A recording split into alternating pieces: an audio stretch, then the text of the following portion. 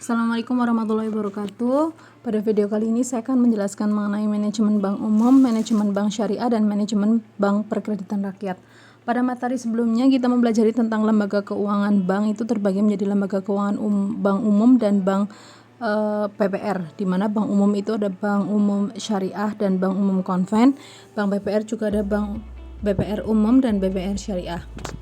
Nah, pada materi kali ini akan mempelajari bagaimana manajemennya terkait produk-produknya, pelayanan, perbedaannya di antara beberapa bank-bank tersebut. Yang pertama yaitu terkait manajemen dari bank umum, di mana kita mengetahui bahwa bank umum ini mengikuti aturan yang terbaru yaitu tahun 1998 nomor 10 yang melaksanakan kegiatan usaha baik secara konvensional maupun secara prinsip syariah dengan kegiatannya memberikan jasa dalam lalu lintas pembayaran, di mana kegiatannya itu sudah disebutkan ya, menghimpun dana, memberikan kredit, menerbitkan surat pengakuan hutang, membeli, menjual maupun menjamin resiko, memindahkan uang untuk kepentingan sendiri maupun untuk kepentingan nasabahnya. Selain melakukan kegiatan usaha tersebut, bank umum juga dapat melakukan kegiatan-kegiatan lain seperti jual beli dalam valuta asing, kegiatan penyertaan modal, melakukan kegiatan penyertaan modal untuk menanggulangi kegagalan kredit, kemudian menjadi pendiri lembaga dana pensiun, itu juga bisa dilakukan. Selain berdasarkan Undang-Undang Nomor 7 Tahun 1992 yang diubah menjadi Undang-Undang Nomor 10 Tahun 1908, bank umum itu dilarang untuk melakukan penyertaan modal selain disebutkan pada poin-poin B. Jadi dalam Undang-Undang Nomor 10 Tahun 1908 nanti ada disebutkan poin B ya. Kemudian melakukan usaha perasuransian juga dilarang. Kemudian melakukan usaha lain di luar kegiatan usaha seperti yang diuraikan di atas. Di mana neraca bank umum juga diatur dalam Peraturan Surat Edaran Bank Indonesia tahun 2010, di mana tidak sekedar untuk menyeragamkan format neraca tetapi juga sebagai upaya untuk pengawasan dan pengendalian. Di mana menyeragamkan format neraca tetapi juga dilakukan sebagai upaya untuk pemeriksaan dan juga merupakan standarisasi dalam pengukuran butir-butir keuangan yang nantinya diungkapkan sehingga akan mudah bagi siapapun untuk melihat sekilas apakah bank tersebut aman atau tidak. Jadi ada penyeragaman terkait format neraca supaya lebih mudah dibaca di antara semua bank. Nah, butir-butir bank umum sesuai peraturan Bank Indonesia itu di sini untuk neracanya ada aset, ada sisi liabilities atau hutang dan modal. Di sini harus diisi ya sesuai formatnya, misalnya kosong ya tinggal di strip kosong. Hal ini bertujuan tadi ya untuk mempermudah dalam pengukuran pengawasan terhadap bank-bank umum yang ada di Indonesia. Adapun bentuk upaya penghimpunan dana dari bank umum di sini merupakan aspek pokok dalam manajemen bank, di mana tadi bank umum sebagai intermediasi dana antara pihak kelebihan dan pihak kekurangan dana dalam bentuk giro, tabungan, deposito, sertifikat deposito, surat berharga, pinjaman, dan modal sendiri. Sementara itu sesuai peraturan Bank Indonesia, bank umum yang ada di Indonesia itu juga melakukan suatu kegiatan ya yang sesuai dengan peraturan Bank Indonesia, itu ada giro, tabungan, simpanan berjangka, dana investasi, pinjaman dari bank, dan lain-lainnya. Untuk mengoptimalkan penghimpunan dana tersebut diperlukan berbagai strategi, antara lain adalah pengembangan produk. Jadi produknya nanti bervariasi, ada tabunganku, ada kemudian ada tabungan apa kan produknya tiap bank beda-beda. Kemudian penempatan kantor untuk memudahkan jangkauan nasabah. Jadi beberapa bank itu menempatkan kantornya sampai ke tingkat kecamatan ataupun tingkat kelurahan. Kemudian segmentasi pasar. Ada beberapa bank juga yang membagi beberapa produknya untuk produk orang menengah atas, menengah bawah, dan lain-lainnya. Kemudian harga kompetitif khususnya dalam hal biaya transaksi, biaya ATM, biaya administrasi, dan lain-lainnya. Dan juga melakukan promosi, baik itu promosi lewat online, offline, lewat spanduk, dan lain-lainnya. Jadi berbagai cara untuk mengoptimalkan penghimpunan dana supaya masyarakat lebih mengenal bank tersebut. Adapun penggunaan dana bank umum meliputi yang pertama adalah untuk cadangan.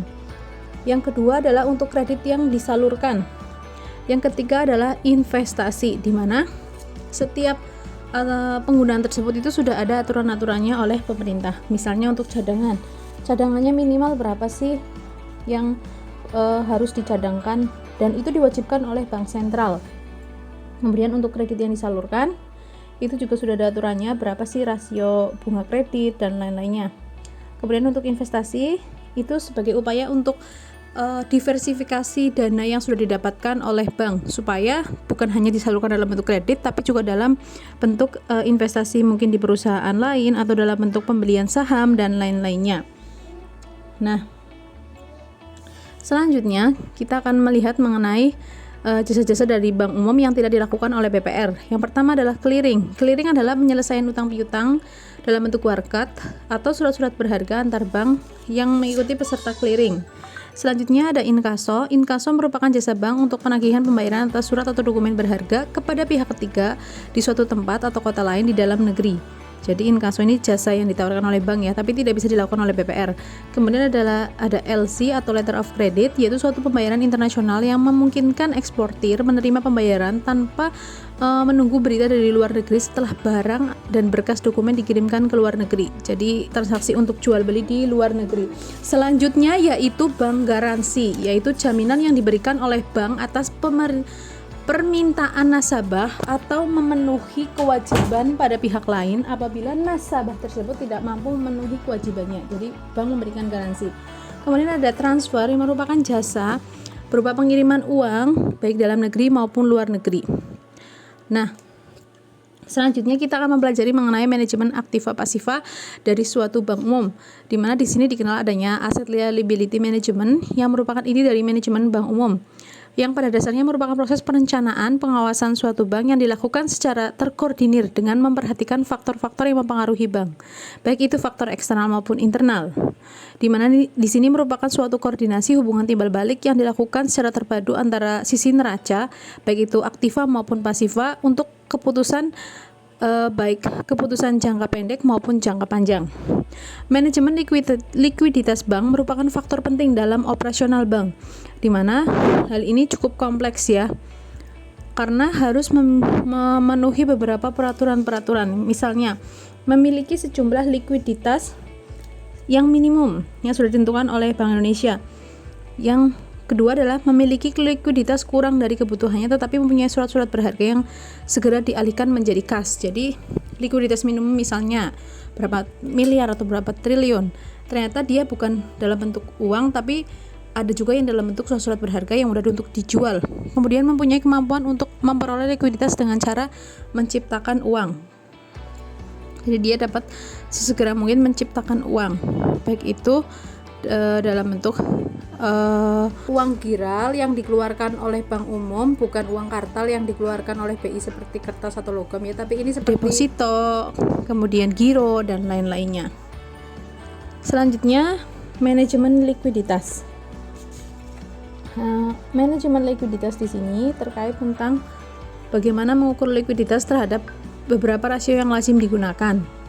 Di sini mengamati rasio-rasio keuangan yang ada di bank berdasarkan laporan keuangan yang ada di bank tersebut, baik itu rasio likuiditas, rasio kredit, rasio kewajiban bersih, rasio surat-surat berharga, rasio total kredit terhadap total aset.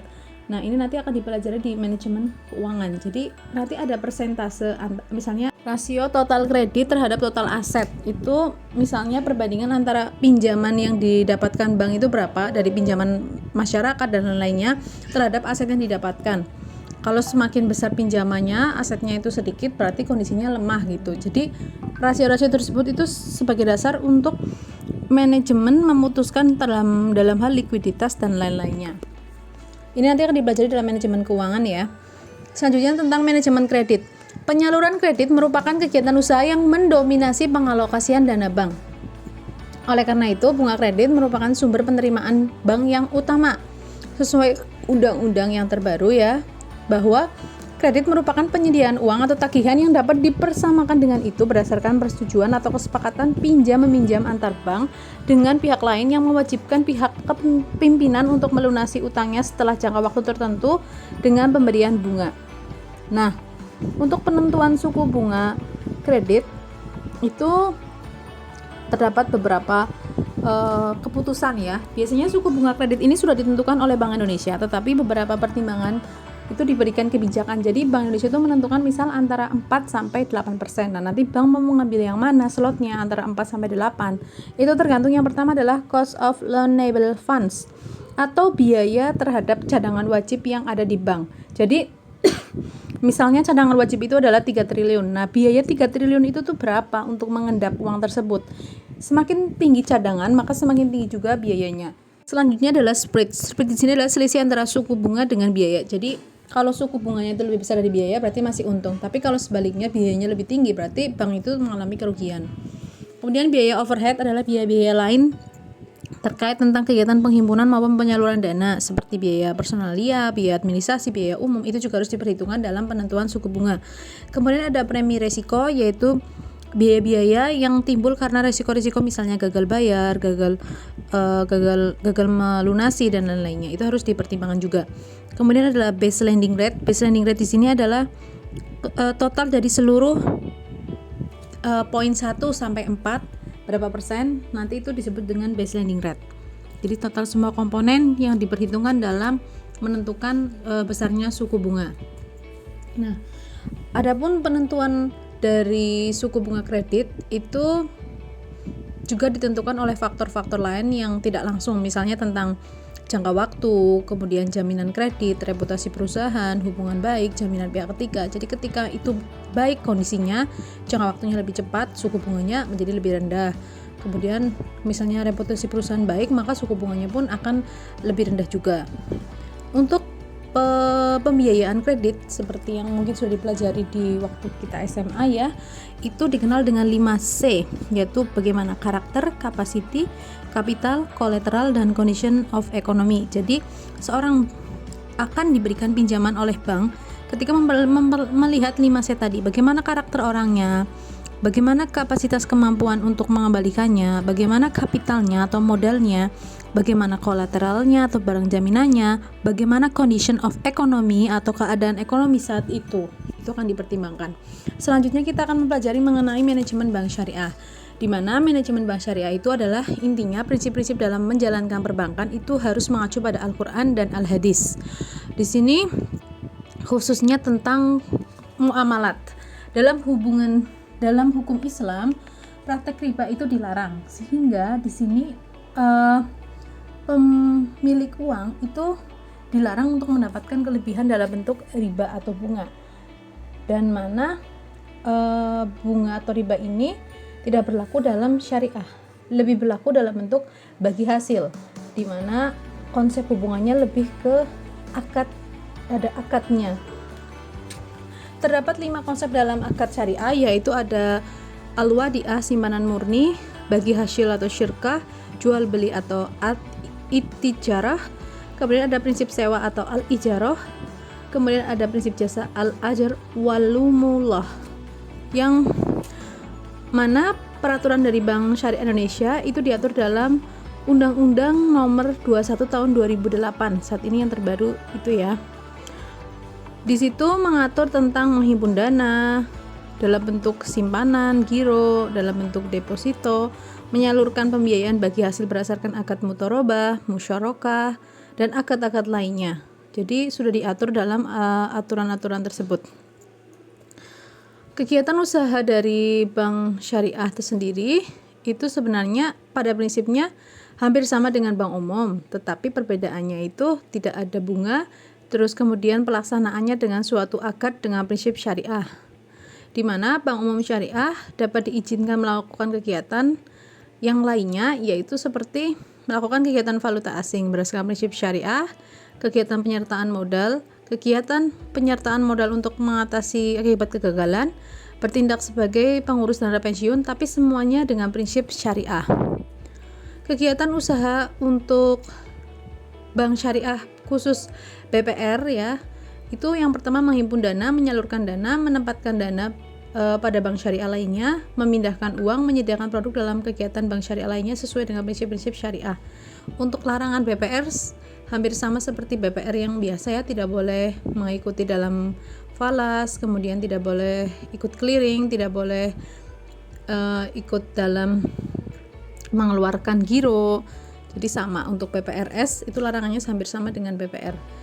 Untuk bank syariah di Indonesia tadi ya, dengan aturan terbaru tahun 2008 nomor 21, di sini produk utamanya yaitu yang pertama menghimpun dana berdasarkan prinsip syariah, kemudian menerbitkan giro. Ini untuk bank syariah umum ya. Kalau BPRS itu tidak boleh menerbitkan giro dengan prinsip al-wadiah, tabungan dengan prinsip al-wadiah atau al-mudharabah, kemudian deposito berjangka dengan prinsip al-mudharabah.